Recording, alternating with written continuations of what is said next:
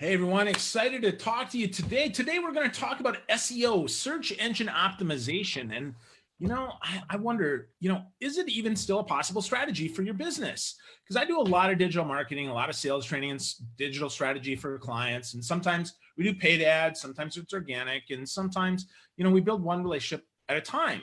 But what if there's another way, a way that we could actually optimize our website so people found us and actually came knocking on our door? So I was curious about this, so I brought on an expert. So today I'm talking to Jeremiah Smith from SimpleTiger about this. He is the founder and CEO of SimpleTiger, which is a boutique digital marketing agency specializing in SEO for SaaS companies, software as a service.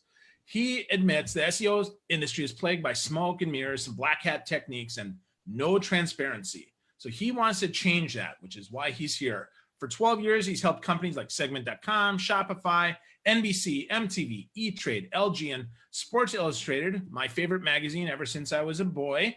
Get Dwight Gooden on the cover there, seeing significant gains in their search results, organic traffic, and most importantly, revenue. So what's up, Jeremiah? How you doing? Oh, I'm doing really well. Thanks for having me today. Yeah, I'm glad you're here, man. Glad you're here. So I love that you are one of those guys who is gonna just talk about all these crappy myths and break them for us so we can really understand SEO. So what is the biggest misconception that people have about search engine optimization today? So a lot of people think that there's a secret sauce in SEO, and if you only knew that secret sauce, your site would perform well in Google and that you'd rank well. And I hate to burst anyone's bubble about that, but if anybody thought I was going to come on here and spill the secret sauce, there is no secret sauce. So that's the bummer.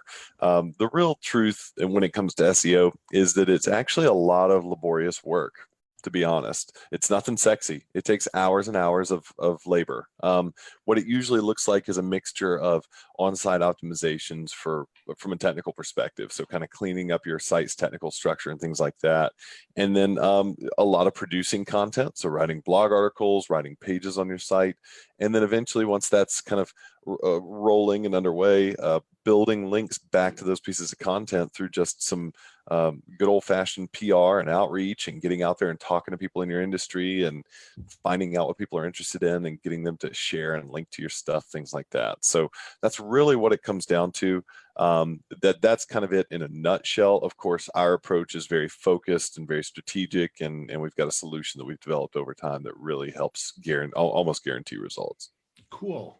So you talked a couple different pieces there. You talked about on-site, talked about off-site building links and other stuff. So let's talk about on-site, right? What are some simple things that businesses can do right now to be better optimized? Okay, so there used to be this kind of, well, for almost 20 years now in SEO, there used to be this kind of idea of on-site best practices, which was stuff like, if your keyword is at the very front of your title tag and it's structured this way, you will rank well in Google, that kind of thing. And for a long time, we really beat hard on those best practices, and they actually produced a lot of fruit for a long time. In the past roughly year or so now, we've had this major shift in Google to this more machine learning methodology, actually past couple of years here, to where now they're really getting into just artificial intelligence in their algorithm. So what that means is they're looking at a lot more factors than just those old best practices that they used to look at. And a lot of those factors actually include user engagement metrics and how people get involved on your site and start clicking around and hanging out. So now what we're recommending, instead of doing these best practices, our new best practice is actually to run A/B tests on your site to find out what user engagement, or what things you can do on your site, improve your user engagement metrics and improve your rankings, so that we're not actually using the same old best practices on site that we used to for a long time. Wow. So just getting a plugin and filling in the fields, you're saying, is not enough. We need to really test and optimize and get things right. So what sorts of things should we be A/B testing? I mean, I understand Sure. I want to test the headline, but what else? Yeah. So title tag is one. The heading or the headline, the H1 tag that you mentioned there, that's another one. The body content that is above the fold. So when the site first loads, any content that you can actually see, kind of testing out what that content is. Maybe it's a blurb or an excerpt of the blog article, something like that, or like an intro paragraph, kind of testing out what's in there. Yeah, just little features on the page too. It could even get down to image alt text and stuff like that. You could play around with that if you wanted to. But so that's what most of us are doing in regards to the A/B testing side of things. Still, there are a few old-fashioned like best practices that still stick around. So having a good, well-structured menu and navigational system, having smart content architecture, which means that you're actually thinking about your different users and their use cases, so the ways they may use your product or service, or the different industries that you're catering to. So maybe you cater to the healthcare industry and the financial industry. So structuring that content on your site to where you have your healthcare content, your financial industry content, stuff like that. That'll actually help you rank better for keywords as well. So those are some on-site things you could do. Cool. So what you're saying is, as we know who we serve, we can better kind of line that up and be strategic about how we think about that. And then we should bucket that so that it's clear that if you're in healthcare, here's the thing to click on. And then everything underneath there is relevant, which also, and correct me if I'm wrong here, that also means you shouldn't be writing content for everybody that you just put in 86 categories, but you should be writing specific content for a specific use case. Is that right?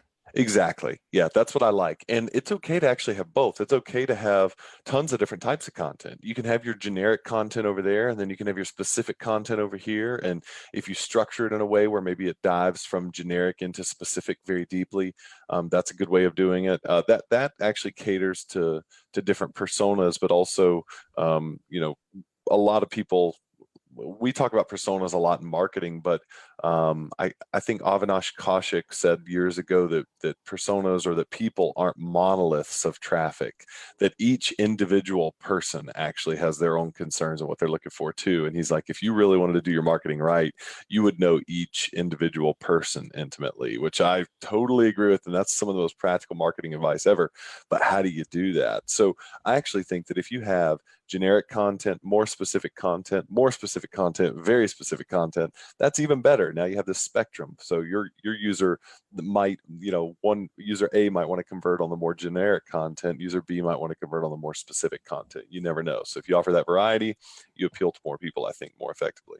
Yeah, that makes sense. So what I didn't hear you say though is long form or short form or video or podcast. Is there any magic there on site? Should we do them all, or should we pick one and go deep? What do you think? Great question. It really, I hate to give you this answer because this answer applies to so many things, but it really depends on a bunch of different factors. So I think it depends first and foremost on your industry and your product market fit. If you're selling a very visual product, or a product that needs to kind of play out visually or be shown or explained visually, video is really difficult to beat. Once you have video though, here's just a little note that I recommend as a strategic component. Anyone who is able to produce video should. If you can produce video, go ahead and do it, because what you can do with video is you could take, for example, this video.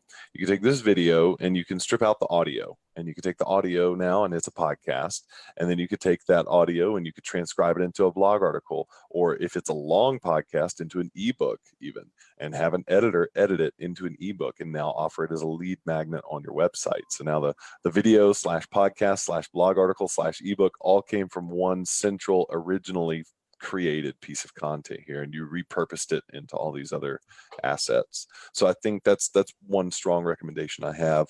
But yeah, I think in regards to what type of content, it really depends on the industry. Your target audience is actually going to say a lot about that too. And then there are those rogues of marketing who I think are always awesome to look at, the ones who really stand out and do something different, where maybe video wouldn't make sense in a certain industry. Like for example, there's a company called For Hims, and they sell certain products that target males, and I can't get too detailed into that, but they actually advertise those products really well on Instagram, a network who is very careful about allowing certain types of content to be advertised. And the product that they're advertising is even something that a lot of companies like Facebook and Instagram don't want you advertising, but they've cracked the code by having really creative marketing, and it's done a really good job. So I think there are companies like that they can break the mold. Yeah, well, creativity and relevance are really the two kind of core elements that help us all rank, because you can write as much crappy content as you want, and it's probably not going to rank. You used to be able, to your point before, right? You talked about beating the search engine. if we do all the right things. Well, now people, if they're not doing other stuff and they just read that piece of crap, they're not clicking anything else. They're just going to stay kind of flat. So how do we, do you have some tips there for how we can work on the balance between the human side of search engine optimization and kind of that Google side, or that more mechanical side? Yeah, I will actually take that and give a lot of people ease on that, because for a long time we were fighting two battles. It felt like, there was a period there where Google just was not smart, and it was almost like we had to really educate Google on what our site was about and what we did. And sometimes that meant writing stuff that did not look too human oriented. Now, the people who kept human oriented content ultimately still won because they converted better. So you might rank well in Google back in the old days, but you wouldn't necessarily convert well because your content was gobbledygook stuffed with keywords, and that was a mess. Well, Google's gotten a lot more intelligent, especially with artificial intelligence now. And with them looking at user engagement metrics, they're getting to the very core of whether or not your content even matters to people. Because ultimately, Google has a major task on their hand. Their mission statement was to organize the world's information and make it freely accessible to everyone. Well, they don't want to just take all information and just put it there like a shotgun in front of you. They want to give you the information you need and make it accessible to you. So in order to do that, they have to figure out, well, what content actually is accessible? What matters to people? What are they trying to get to? And so by monitoring user engagement metrics, they're able to determine that. So nowadays, you don't have to worry as much about writing according to a code or an algorithm or a machine or a robot. You just need to make sure that your content is actually bridging the gap between your brand and the customer or the person you're trying to reach, so that they interact with that content. And if they interact with the content, rankings are on the way. Cool. That is very heartening, because yeah, to your point, that was really hard to balance between, oh my gosh, I got to have this, that I got to mention my keyword 16 times in this 500-word article. And I know that if Jeremiah reads that, he's going to be like, dude, really? That's terrible. Why would you ever write that crap? So that's really, really good to hear. So what about voice search though? I mean, how do we optimize for voice with Siri and Amazon Echo and Apple at Home and Google Home? I mean, is that even important that we do that? Yeah, I think it is important for certain companies and certain types of business models and things like that. It's even more so important than it is for others. So, for example, we work with a lot of SaaS companies at SimpleTiger, and our clients primarily don't have a strong need for voice search. Like, for example, if I was going to look up a good Stripe integration for an invoicing platform, I'm probably not going to just ask Alexa about that, because I'm probably not going to like the results she gives me. However, if I was going to maybe ask her about the weather, or if she can order a pizza for me, or if she can get an Uber set up or something like that, that's a different story. And for those kinds of things, voice search actually definitely does matter, and it's something that everyone should be looking into. You also have to kind of weigh in the commercial viability of certain search phrases. If I'm asking about the weather, there are only so many, I think, viable marketing options that could weigh in on that. I was helping my kid with some math homework recently, and we just asked Google some math questions, and then I quickly realized, like, there's no commercial viability when you're asking for just basic math questions, unless you are a math tutor company or something along those lines. Then it makes sense to advertise in line with that. So you do have to think about the commercial viability of things, and if your target audience is actually using voice search to find what you sell. If you think that they are, and you can figure this out by trying the voice search yourself. Maybe try, if you're a lawnmower shop in town, you do a lawnmower repair, try some voice search about lawnmower repair and see what comes up. If anything comes up that looks competitive to you, then yeah, you ought to look into that and see if you can show up there as well. Yeah. Yeah, that's good advice. I like the testing, right? I mean, it doesn't cost you anything to test out voice search, to see what's there, and then to use your imagination to see that.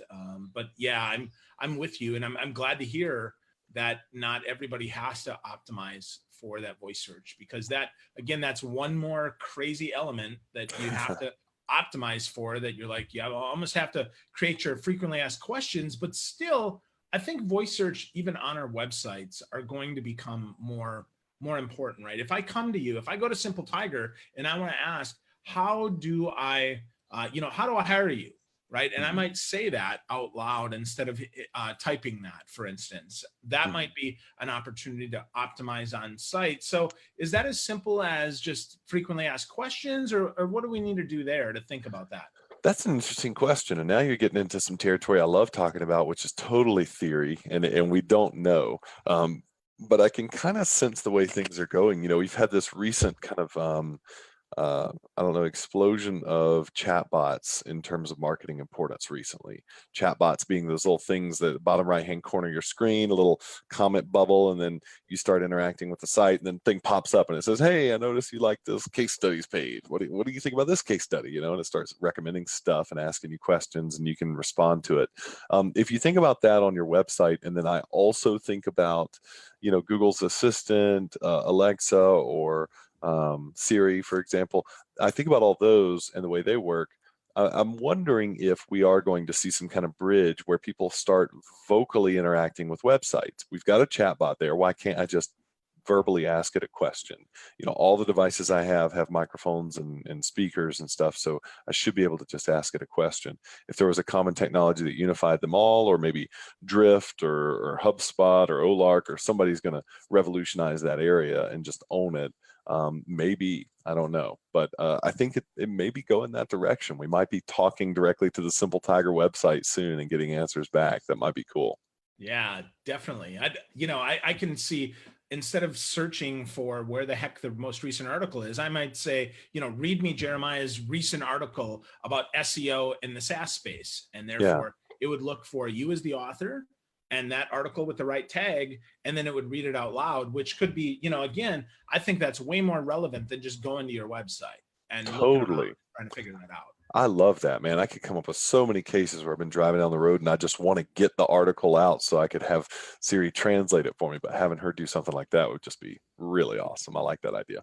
Yeah. Well, one tool you might want to think about here is Otter.ai. Otter allows you to transcribe in almost real time, and if you connect it with your calendar, it'll even name the transcription with the title of the event. It's really slick. Oh, It's wow. available on all your smartphones, and then it can also ingest an MP3 to transcribe. And in this case, I believe, I'm not 100% sure, but I believe that Otter is the tool behind Zoom that's going to transcribe this interview for me so that I have good show notes as well, which Wow.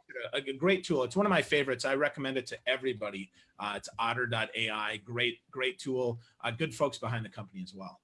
Awesome. Yeah, thanks for recommending that. I'm going to look into that. That sounds really useful for us. Yeah, I think so. So we talked a lot about on-site there. So let's talk about off-site, right? We Mm. talk about link building, and that I really do believe that is more of a relationship game. That is Totally. where, if you get someone who knows and likes and trusts you, and you are the solution to the answer, because we don't ever want to look bad. Just putting a link up for a link's sake is useless. But a relevant link that makes everybody win, I think that's useful. So how do we even get started thinking about, gosh, where do I go off site to get some links? Sure. It still is a challenge, to be honest. I mean, it is kind of what I've always called the final frontier of SEO. If you can figure out how to do link building and you can do it effectively, then you've kind of conquered the final frontier. It stays challenging, though. It stays challenging because it does require those human to human relationships in order for it to be done correctly and effectively. Ultimately, your goal there is in a nutshell, build links from authoritative domains back to your domain so that there is this obvious vote or vouch for your authority. And that ultimately helps Google trust your domain and therefore content on your domain, and allows your content to rank better. So something that I've thought for the longest time makes the most sense is taking the traditional PR approach, making it digital, and then going from there into kind of spinning it to provide SEO value, where you're creating content on various outlets and publications that are keyword relevant, and pitching these pieces of content to these publications. It could just be even a snippet of content about a subject that you're going to pitch them, and ultimately you're within that snippet of content going to cite a source, and that source is the page that you want to build a link back to. But that source, in order to get listed in publications, got to be informative. So we use this strategy at SimpleTiger, we call it the pair up strategy. And the whole idea is, let's say we're going back to maybe otter.ai. We'll talk about them for just a moment. Let's say we want to build links for them and we want to do it around maybe voice transcription. We'll call it that. Maybe they have an article about voice transcription on their site that has some really compelling data or statistics around how so many people now are using voice search. And if you have voice transcription on your site, it might actually help with getting voice searchers who are searching the same way because you use your voice the same way as many other people. So they may have some article about that with that statistical data. Then maybe we could take that article and go pitch it to a couple different media publications that we know are authoritative, are relevant, and ideally that we have a relationship with a contributor at those publications already. And we can talk to them and say, hey, we think that this piece of content over here with this statistical data can be kind of exclusive data that only, is only cited right here. And if you take that data, you can go use it. And you're welcome to build a link back to it on this upcoming voice search piece that you're putting together. And you'd be surprised. People publish that content very effectively. And especially when we are citing a blog article, when we're citing a resource like that has information that is not trying to sell something, it's much easier to get links to. And then within that article, then you can link to what you're actually trying to sell, or the site navigation around that article actually links to what you're trying to sell. So you don't have to worry as much about making a hard push for what you're trying to sell when you're building links. Yeah, that totally makes sense. I mean, nobody wants to be tricked into clicking a link and getting a commercial, right? That's almost the Rickrolling of articles, Yeah. right? I mean, that's horrible. I Yep. hate that. And so not only that, but not only do I hate that, but the search engines hate that. The social media networks hate that. So, Yeah. but that's interesting. You talk about kind of building and optimizing around that. So can we talk a little bit about optimization there and how that actually leads to conversion? Because I think a lot of people struggle with oh, well, I put a link back. So I say, click here, Jeremiah, and you click here and magic happens. I mean, what are some of those things that you help your clients with as they're moving from an article into a conversion? Yeah, so it's crazy. HubSpot put out an article, I think back in 2012, 2013, something like that, that said a user that comes into your site through a blog article is 85% more likely to convert on whatever product you're going to suggest than if they just came into the product page. And the reasoning that they put together after doing this test was that users are more trusting of a brand that is willing to educate them through a blog article. And this all happens subconsciously, by the way. So this isn't like the way humans just think and like they're actually thinking all this out loud. But subconsciously, we're more trusting of a blog article when we're getting this informative feed that is not trying to push us or sell us on something. And so therefore, then it's more likely that we're going to trust them in order to make the purchase. And so I think that that's compelling data that the blog article does a good job of selling on the piece. I think at the end of every blog article, you should have a call to action. There should be floating calls to actions on the side of the blog article or somewhere around the blog to at least push you deeper into a relationship. And I think that those calls to action should not necessarily be come buy my product, but maybe take the next step in having a relationship with me. So if you've read this far into the blog article, I think you'll really like this next article, or you should go ahead and just receive this next article by email or something along those lines. And that's a good conversion for now. We'll eventually build a relationship to where I can sell to you directly. So every article needs a next step. That makes so much sense, but that's where it comes out, right? We need someone like you to then help us with that strategy to make sure that we're having the right things that we say. Is that fair to say that that's how you Absolutely. Yeah, absolutely. Every time we do a content strategy for a client, we have a section in our content strategy called blog optimizations. And some of our most common blog optimization recommendations are around conversion metrics and just having conversion points in place, such as subscription options, ebooks, white papers, reports, use our free calculator, that kind of thing, some kind of conversion or lead magnet that is then suggested from the blog article. And we always look at clients' existing assets to see if there's a way that we can go ahead and use an existing asset to drive a conversion. And if not, then we suggest creating an asset that we can use for the conversion purpose.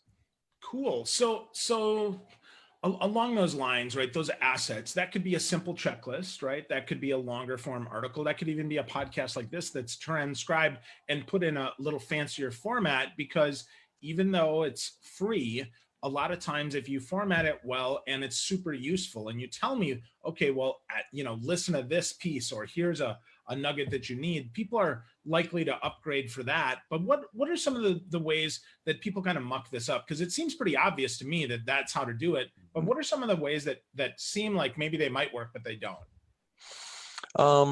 So the whole idea with downloading PDFs, I don't know how well that's done. It's crazy. I can't tell you how many PDFs I've downloaded versus the number of those that I've actually read. Like I have a little ebook, or I call it ebook. I have a little ebook folder in my Dropbox account, and every time I go sign up for one of those things, and I do it because I want the information, I just throw it in there. But I never read those stinking things because I just totally forget to, and I end up getting the information from some other blog article, which actually kind of got me thinking. There are some companies out there who actually aren't offering up ebooks and things like that. Instead, they're focusing a whole lot of effort into creating extremely powerful and effective content just right on their blog, and just giving away the farm and not even asking for your email address. One of the companies in our industry who does that very well, and they're actually a company that we pay. We use their software, and I'm not being paid to say this. We're not an affiliate of theirs. They're a company called Ahrefs. It's spelled Yeah. ahrefs.com. Yeah, so ahrefs.com. Those guys produce stellar content in long form blog articles and don't ask anything. They're just like, yeah, here, read this. It'll blow your socks off. And they're totally right. It always does. We read it and we're like, oh my God, like that's part of our core strategy now. That's amazing. And they give it away for free. And because of that, I just trust them so much. I mean, here I am talking about them on your show. Like they're that good. So I would say that, if you are going to muck it up by not asking for an email address or something like that, you better knock it out of the park with your quality content. Awesome. So yeah, so that reminds me that I've got to work on my strategy as well, Jeremiah, We because all do. I'm not offering enough of those up and not going deep enough on that content. So that's a really, really good reminder. So, SEO is always changing. Always changing. My gosh. I mean, it's new and improved almost every day. So how do you keep up with it? Other than obviously, you do the work, but like, what are you putting in your head? Are there books that you've read? I mean, because it changes so fast, I wonder, are there podcasts, are there resources, or where do you get fed for this stuff? Sure. No, that's a fantastic question, actually. So it's a little unfair for me. I mean, if I'm talking to a brand new person, I have an unfair advantage because for me, having been in SEO for 12 plus years now, I have a gut instinct for what information to trust and what information to throw out. It's real easy for me to detect if somebody knows what they're talking about or not, because I've seen so many different scenarios play out. And so I really get the sense for where the industry's going. There are a few people that I definitely look up to in my industry, and I listen to carefully, who are very open about what they're kind of discovering and playing with.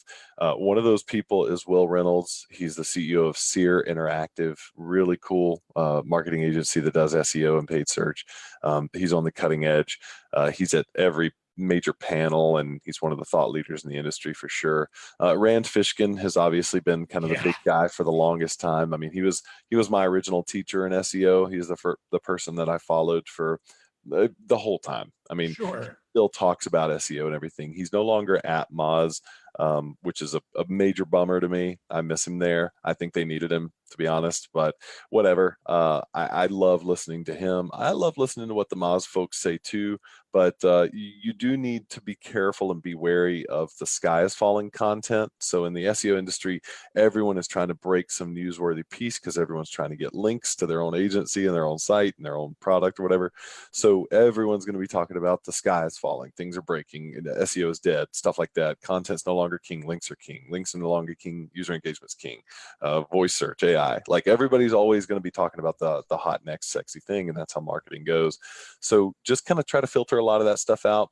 Look to the guys who are actually doing this stuff. So a lot of the agency owners who are open about what they're doing, and that's Will Reynolds. There's also Siege Media. Those guys are really good. They talk a lot about SEO. We don't actually talk as much about SEO on our blog as I'd like to. We don't really talk about what we're getting into as much as I'd like to. I do a lot more of it on podcast interviews like this. So I will say that, I teach SEO at University of South Florida, and I'm on a lot of podcasts and stuff like that as well. Consult a bunch of huge companies, and I'm very open about what I know. So you could listen to me as well. I'd throw my hat in that ring. Hold on. So you teach at USF? Yes, sir. Okay. I live in Channelside. Really? So we're getting together for beer. Absolutely. You got it, man. That's crazy. Awesome. Yeah. Wow. That's funny. So I've guest lectured at USF. So, wow. Yeah, with Annika Abel in her digital marketing class. That is so wild. Yeah. So we'll have to get together, man. That's Certainly. really funny. So where in town do you live? So I live down in Sarasota, actually. Oh, okay. So I'm not far at all, and I come up Channelside all the time. Awesome. That's great. So we'll definitely do that. What a small world, huh? Such a small world. It's crazy. That's fantastic, man. That's really, really cool. So are you from here, or where are you from originally? No, I'm actually from Atlanta, born and raised. Okay. And I moved down to Florida about 8 years ago. And yeah, I love the beaches and the weather and everything like that down here. Also, lack of traffic, man. Atlanta traffic. Right. So, but how about you? You from here? Yeah. No, I'm from Wisconsin. Gotcha. Okay. Yeah, I love it here, man. I can't see myself ever living anywhere else. I really love it.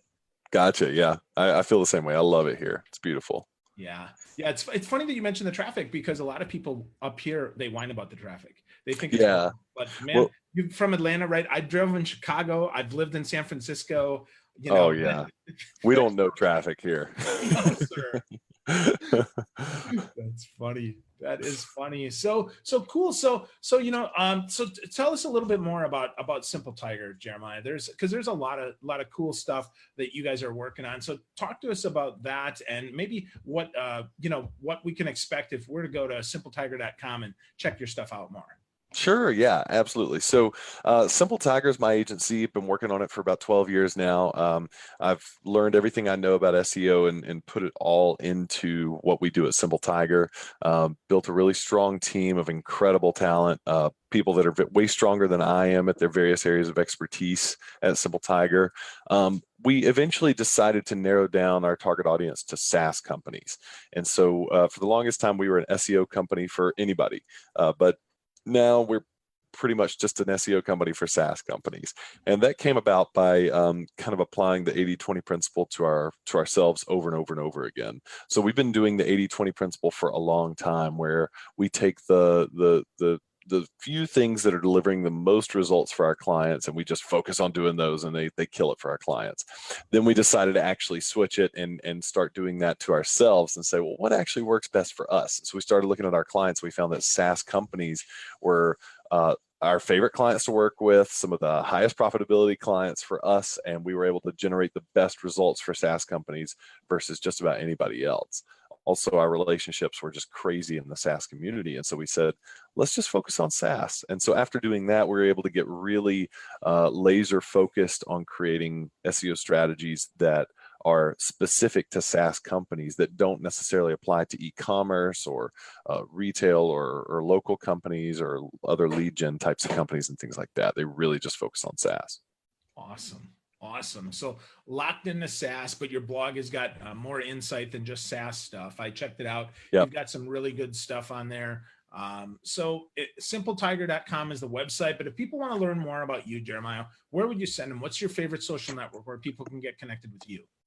People can connect with me on Twitter. I'm on there. I read a lot on Twitter. I don't really interact as much on Twitter. So I'm more one of those kind of quiet guys on the social networks. I do consume a whole lot. And when I do chime in, I'm pretty much just interacting on a piece that I couldn't believe I just read. And so if you do see something from me on Twitter, that's usually why. But other than that, you can definitely just shoot me an email as well, Jeremiah@SimpleTiger.com. I'd be happy to talk. I love talking SEO, love interviewing on podcasts and shows like this. It feels great. And I would way much rather talk versus write. So if you look at our blog, you'll see my whole team producing blog articles. You won't see me on there much, but I'm out here doing this. This is what I way much rather prefer. Awesome. So what's next for you in SimpleTiger? Are you working on anything fun for 2019? Oh boy, we're working on some real fun stuff. So one thing I'm really excited about right now that we're working on is an online course. I've been wanting to put it together forever. I've been teaching this stuff for 12 years. I do it at USF. I teach students and senior level marketing students and stuff. So I'm like, all right, I need to go ahead and put together an online course. And the idea, the genesis behind the online course was we have a lot of SaaS companies that come along who are startups and they have very low budget and they see the value in SEO and they want it. And I see them and I'm like, oh my God, you will one day be an awesome client, but you can't afford us right now. And so I'm thinking I need to give them something that can grow them into being an awesome client one day. So I'm putting out there an online course. It's going to be significantly cheap for the value that people are going to get out of it. And my whole goal there is to help them go from 0 to 60, and then I'll take them with my agency from 60 to 3,000 or whatever I need to do. So that's the idea. That's awesome. When does that roll out? Oh, good question. I'm still working on the core curriculum right now, putting it together. Haven't started shooting the videos for it at all yet. Picked our platform. We kind of picked our strategy for how we're going to launch it and all that kind of stuff, price it and all that. But I would say probably January to February, we'll be launching it. Awesome. Awesome. When you do, make sure you let me know. I'd be happy to share it out and see if some people can benefit from it. Awesome. I appreciate that. Thank you. Yeah. Definitely. Absolutely. Absolutely. So cool, man. Well, this was a great time to chat, talk about search engine optimization. I hope if you're listening, if you're watching, you realize there's a lot to this. This is not just some simple strategy, and you likely need a partner like Jeremiah and his team to make this work. Because I can tell you, my head's spinning. There's so much there: on-site, off-site, voice search, AI. What the heck is next? My goodness. And thankfully, he's putting out a course that'll help us. So if you're interested, right, check out SimpleTiger.com. It's going to be a little while before the course is ready, but it'll be ready soon and it'll rock your world. Thanks so much, Jeremiah. It's great to hang out with you, man. I really appreciate it. Yeah, thank you so much. I really appreciate it, Phil, and I look forward to hanging out soon. Absolutely.